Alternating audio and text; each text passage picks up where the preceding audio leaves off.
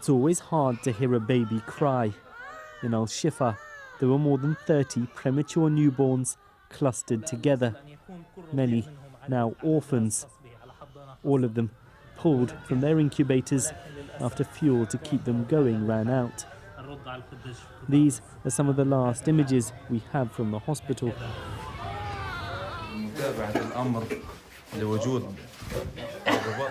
Amidst smoke and dust, patients being evacuated after what doctors describe as an Israeli strike. Desperate attempts to keep badly injured children alive. Soldiers moved into the building late last night. Since then, it's been difficult to reach anyone there. The Israeli forces are now within the hospital building. They have been moving between the buildings, with the troops can be seen within the hospital areas. So it's getting more and more close to our building. We don't know what they want exactly. Israeli troops reached here a few hours ago, and we have cleared the area. This evening, the military released a video from the hospital premises showing weapons they said were found inside. A live grenade, ammunition, fighting vest with insignia, boots and of course uniforms, and last but not least, standard AK-47. Though so far they presented no evidence of the massive underground Hamas headquarters Israel alleges lies beneath the hospital. Palestinians claim the assault on Al-Shifa shows Israel's unrestrained brutality. Meeting soldiers near the border with Gaza, Israeli Prime Minister Benjamin Netanyahu struck a triumphal note. We were told that we won't enter Shifa. We entered, and in the spirit we say a simple thing. There is no place in Gaza that we will not reach. There is no hiding, no shelter, no refuge for the murderers of Hamas.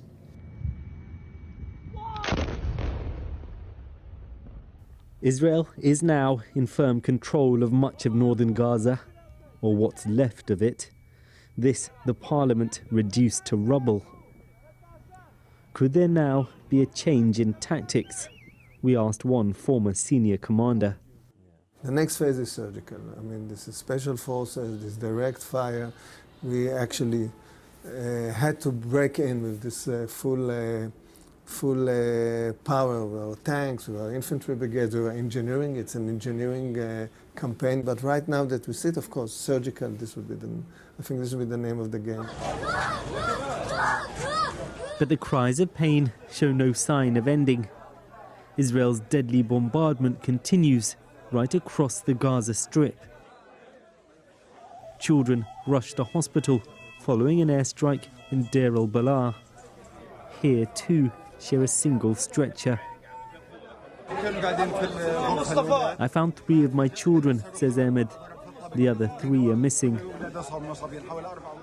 A gentle touch amidst so much suffering. Frozen in shock, who can tell Gaza's children when all this will end? Well, the Israeli military are tonight saying their forces remain inside the Al-Shifa complex and they're continuing to conduct searches there.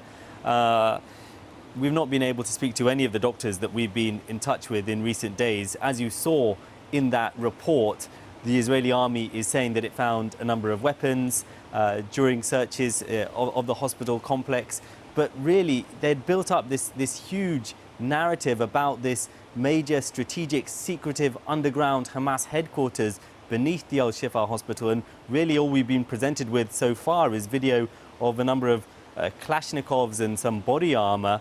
Perhaps more video evidence will be released in the coming days.